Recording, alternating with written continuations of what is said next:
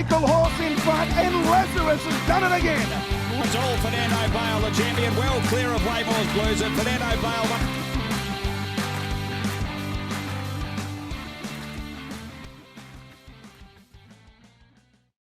And welcome back to our pacing segment this week of Racing, Pacing and Chasing. Our segment sponsor each and every week, the Kapunda Harness Racing Club. So we thank them very much for their support. I'm Aaron Bain, alongside me Matt Knight, and we're very proud to bring you this show, brought to us each week as well by the Prince Albert Hotel in Gawler, and they do a fantastic job supporting us week in, week out.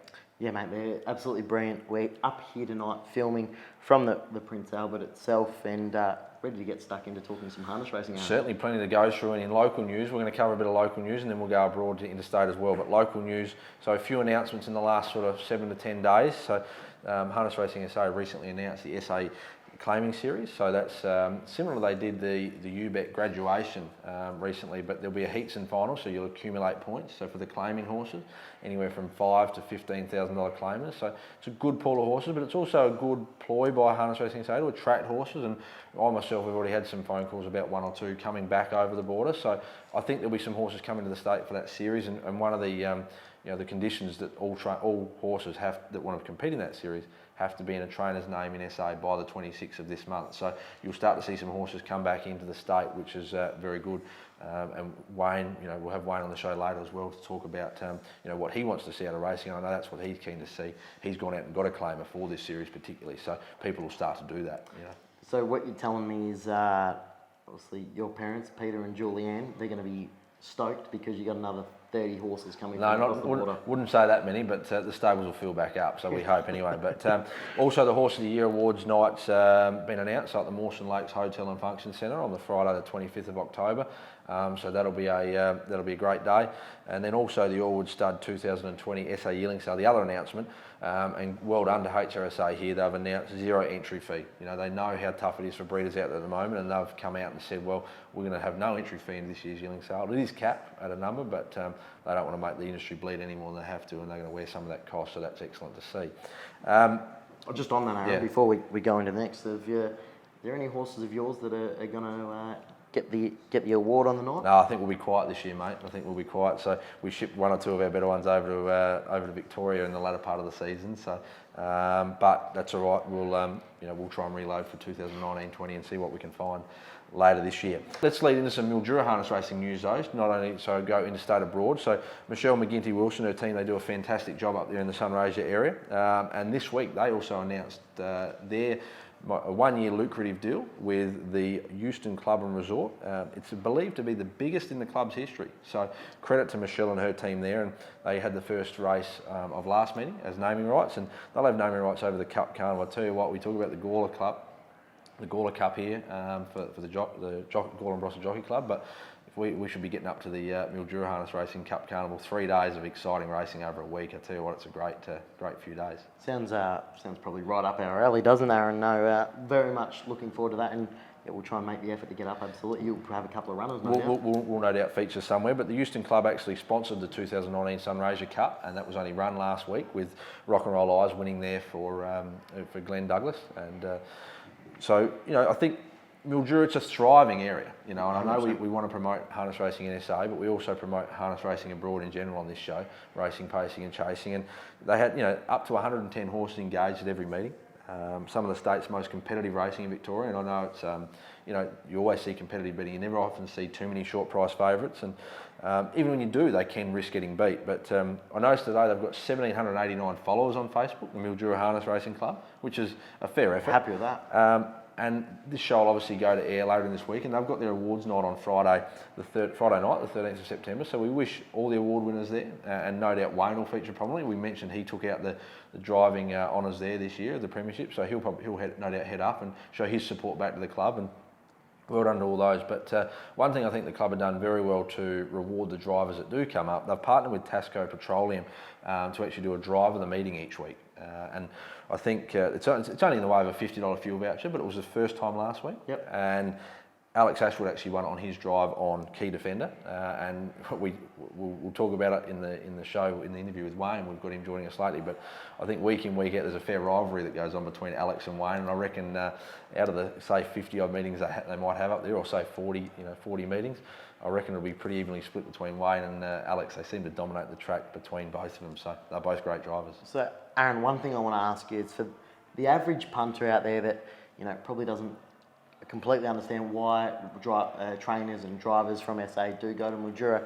What's the attraction for a trainer like yourself to go, we're going to send 4 or 5 horses to Mildura for a meet? It's a great little competitive circuit. The Vic Bred bonuses are a big thing. So the $7,000 first win bonuses for any horse that's sort of Vic Bred eligible, which also gives a return back to the owner. So you can have an average horse here that goes up there and collects, if it wins, plus its bonus, $10,000. Now, it's not a lot in terms of gallops, but when we're talking harness racing and the cost comparison, it's a great little, you could say, cash cow for trainers and owners, and I think there's a lot of money. They can have 10 to 12 races at times with $7 grand races on offer. So they're doing a great job, and Harness Racing Victoria is supporting them as well. So plenty to get through there, but let's get moving to our first segment, 3 wide, no cover.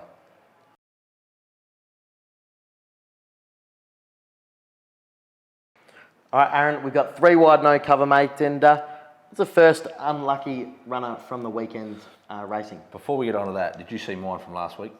Ace to play. It stormed home. I tell you what, I couldn't get on the phone quick enough to Butterworth. Had the number on speed dial when I saw it turning for home.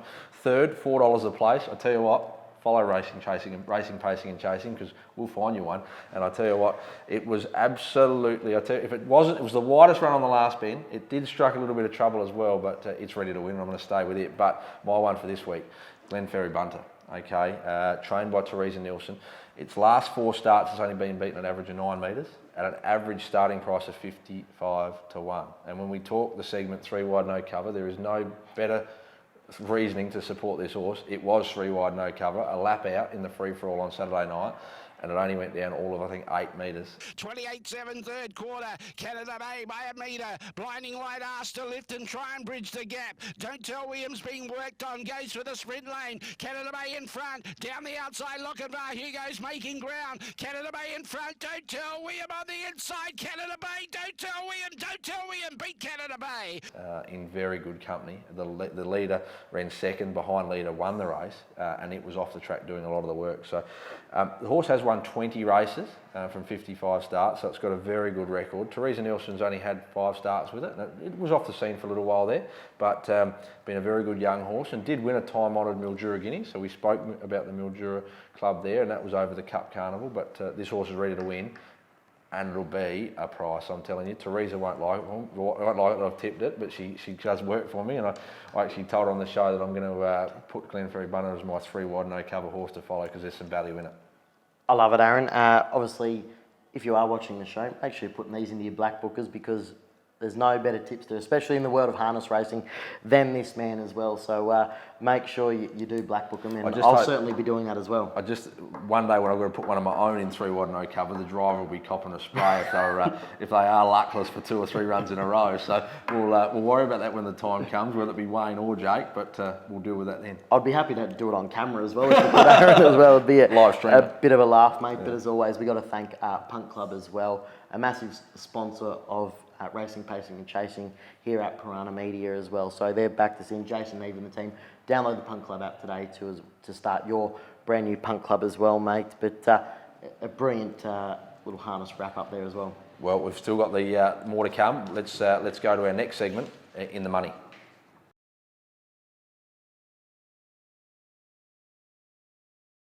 All right, Aaron. Now, we've talked about black booking some winners for the punters out there watching this, but this is the time to do it. We got In the Money, and it's brought to you by Fluoro Milk as well.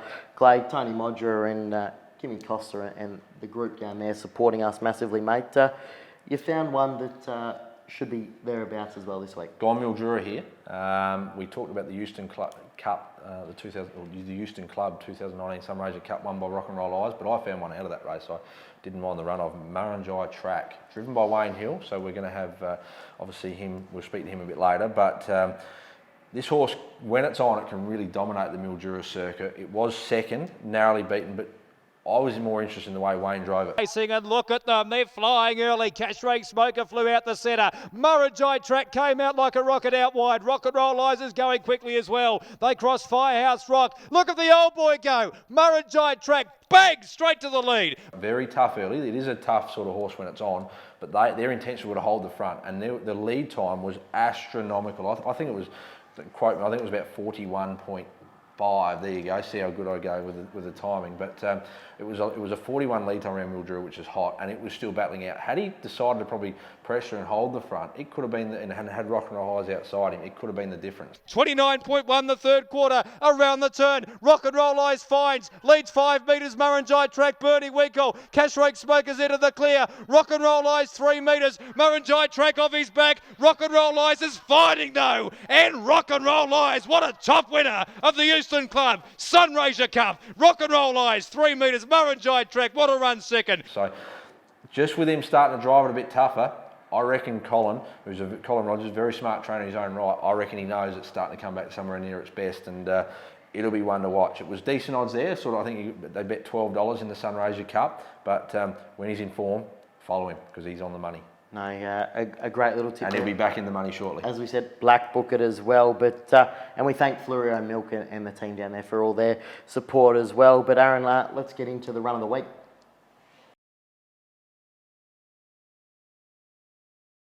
And we're back with the run of the week, and our segment sponsor, the Kapunda Harness Racing Club, who sponsor our overall pacing show, and we thank them very much for their support. My run of the week this week, none other than Dark and Dapper, trained by Ryan, the state's leading trainer, Ryan Hohoric, and it's done it the last 2 weeks in a row, so it hasn't only done it 1 week, 7 days apart, 3 wide from the 1100. So it's 3 wide, no cover, but this thing's just gone foot to the floor, and I'm going running away from it. It wasn't luckless, it made its own luck. Dark and Dapper's running on well, the major threat. Out wide, Easter plays a trifecta chance. On the outside, Dark and Dapper presented really well and is going well. Dark and Dapper's going to be too good for Smackwater Jack. Third placing will be Easter play. Driven by Danny Hill on both occasions. It goes very good for Danny Hill, and Ryan sort of made that decision to have Danny on the horse, knowing what drivers best suit the horses, and full credit to Ryan there, doing the right thing, the best thing by his owners, and he'd probably be loved to be driving it, but the horse is certainly, that horse certainly goes very good for Danny Hill. It's won its last 2, as I said, couldn't have been more impressive. This horse is airborne, it's going to keep winning. It was the run of the week, but I want to make a special mention to Don't Tell William. 2 months ago was only a 55 rated horse in the new national rating policy, basically a C1 grade. It won the free-for-all on Saturday night. It's won its last 6 races, and a full credit to Toby Ryan here, the job he's done with this horse.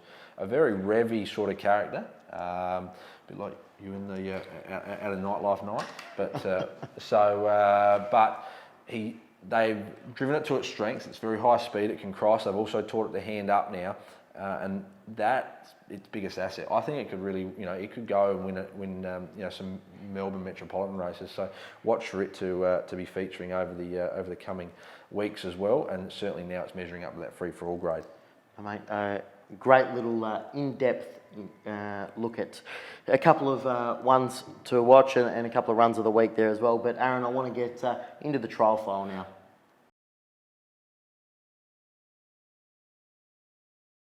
And back with my trial file, it is Culture King. Culture King on Sunday trialled his second trial back from a bit of a layoff since his nasty fall in the Derby, the SA Derby back in January. He is no doubt one of SA's most exciting young horses. He's just rolled over as a 4-year-old, but he was the state's best juvenile. He's back in a big way, trained by Paul Cavallaro, driven on Sunday by Mark Billinger. He had a quiet trial 2 weeks ago. He was let open up this week. He's engaged to race on Monday. He's been nominated this week. So the only problem with him back to the races, you've sort of just got to dodge him a little bit because you just can't get near him. He is very exciting, and I'll tell you what, he'll start off here in SA, but there's bigger targets for him abroad, interstate, and Paul Cavallaro, very astute trainer in his own right. They've actually recently secured the brother to Culture King, so we'll no doubt see him step out as a 2-year-old, and one to watch as well. But Culture King for me, my trial file of the week.